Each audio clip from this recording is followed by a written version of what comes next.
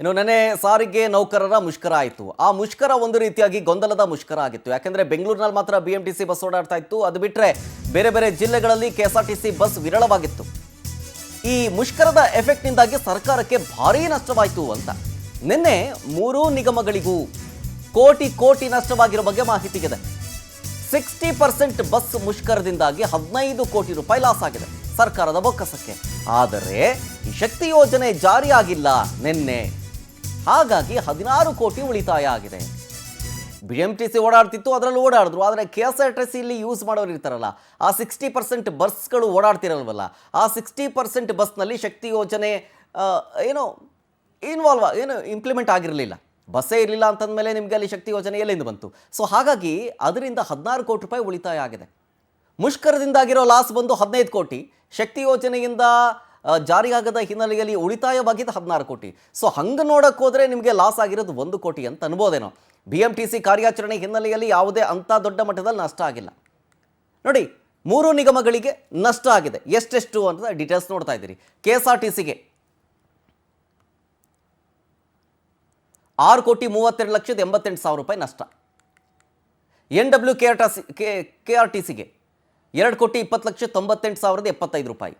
KKRTCಗೆ 6,91,90,542 ರೂಪಾಯಿ. ಇಷ್ಟು ನಷ್ಟ ಆಗಿರೋದು. ಸೊ ಓವರಾಲ್ ಆಗಿ ಒಂದು ರೌಂಡ್ ಫಿಗರ್ ನೋಡೋದಾದರೆ 15 ಕೋಟಿ ರೂಪಾಯಿ 60% ಬಸ್ ಓಡಾಡಲಿಲ್ಲ ಅನ್ನೋ ಕಾರಣಕ್ಕೆ ನಷ್ಟ ಆಗಿದರೆ 16 ಕೋಟಿ ರೂಪಾಯಿ ಈ ಶಕ್ತಿ ಯೋಜನೆಯಿಂದ ಉಳಿತಾಯ ಆಗಿದೆ. ಸೊ ತಾಳೆ ಹಾಕಿ ನೋಡಿದ್ರೆ 1 ಕೋಟಿ ನಷ್ಟ ಅಂತ ಹೇಳ್ಬೋದೇನೋ. ಡೀಟೇಲ್ಸ್ ಕೊಡ್ತಾರೆ ಇದ್ರ ಬಗ್ಗೆ ನಮ್ಮ ಪ್ರತಿನಿಧಿ ಮಂಜುನಾಥ್ ಸಕ್ರ ಲೈವ್ನಲ್ಲಿ. ಮಂಜುನಾಥ್, ನಿನ್ನೆ 60% ಬಸ್ ಓಡಾಡಲಿಲ್ಲ ಅಂಥೇಳಿ 15 ಕೋಟಿ ಲಾಸ್ ಆಗಿದ್ರೆ, ಶಕ್ತಿ ಯೋಜನೆ ಜಾರಿ ಆಗದ ಹಿನ್ನೆಲೆಯಲ್ಲಿ 16 ಕೋಟಿ ರೂಪಾಯಿ ಉಳಿತಾಯ ಆಗಿದೆ. ಅಂದರೆ 1 ಕೋಟಿ ನಷ್ಟ ಅಂತ ಹೇಳ್ಬೋದು ಅಂತ.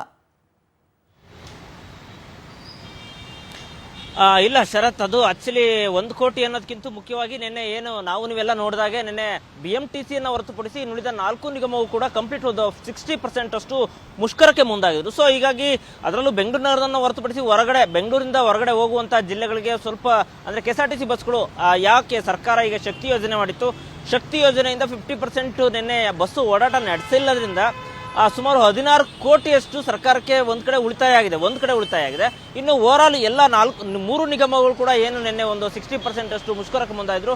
ಅದರಂತೆ ಕೇವಲ ಒಂದು ಕೋಟಿ ಅಂತೇಳಿ ನಮಗೆ ಈಗ ಇದರ ಅಂಕಿ ಅಂಶಗಳನ್ನ ನೋಡಿದ್ರೆ 16 ಕೋಟಿ ಶಕ್ತಿ ಯೋಜನೆಯಿಂದ ಇದಾಗಿದೆ, 1 ಕೋಟಿ ನಮಗೆ ಲಾಸ್ ಆಗ್ತದೆ ಅಂತ ಕಂಡುಬರುತ್ತೆ. ಓವರ್ ಆಲ್ ನೋಡಿದ್ರೆ ಇವತ್ತು ಸಾರಿಗೆ ಸಚಿವರು ರಾಮಲಿಂಗಾರೆಡ್ಡಿ ಅವರನ್ನ ಮಾತಾಡಿಸಿದ್ರೆ ಇವತ್ತು ಒಟ್ಟಾರೆ ಏನು ನಿನ್ನೆ ಮುಷ್ಕರದಿಂದ ನಿಮಗೆ ಎಷ್ಟು ಎಫೆಕ್ಟ್ ಆಗಿದೆ, ಎಷ್ಟು ಲಾಭ ಬಂದಿದೆ, ಎಷ್ಟು ನಷ್ಟ ಆಗಿದೆ ಅಂತ ಕೇಳಿದ್ರೆ ಒಟ್ಟು 20 ಕೋಟಿಯಷ್ಟು ನಮಗೆ ನಷ್ಟ ಆಗಿದೆ ಅಂತೇಳಿ ಸಾರಿಗೆ ಸಚಿವರು ಸ್ಪಷ್ಟನೆ ಕೊಟ್ಟಿರುವಂತದ್ದು. ಒಂದ್ ಕಡೆ ಅಷ್ಟು ನಷ್ಟ ಆದ್ರೆ ಇನ್ನು ಸಾರಿಗೆ ಇಲಾಖೆಯಿಂದ ಶಕ್ತಿ ಯೋಜನೆ ಫ್ರೀಯಾಗಿ ಓಡಾಡ್ತಾ ಇದ್ರು. ಸೊ ಟಿಕೆಟ್ ಅರಿಬೇಕಾಗಿತ್ತು. ಸೊ ಹಾಗಾಗಿ ಟಿಕೆಟ್ ಅರ್ದಿಲ್ಲ ಕಾರಣ 16 ಕೋಟಿ ರೂಪಾಯಿ ಅಷ್ಟು ನಮಗೆ ಉಳಿತಾಯ ಆಗಿದೆ ಅಂತೇಳಿ ಮಾಹಿತಿ ಕೊಟ್ಟಿರುವಂತದ್ದು Sharath. Okay, thank you Manjunath ಡೀಟೇಲ್ಸ್ಗಾಗಿ.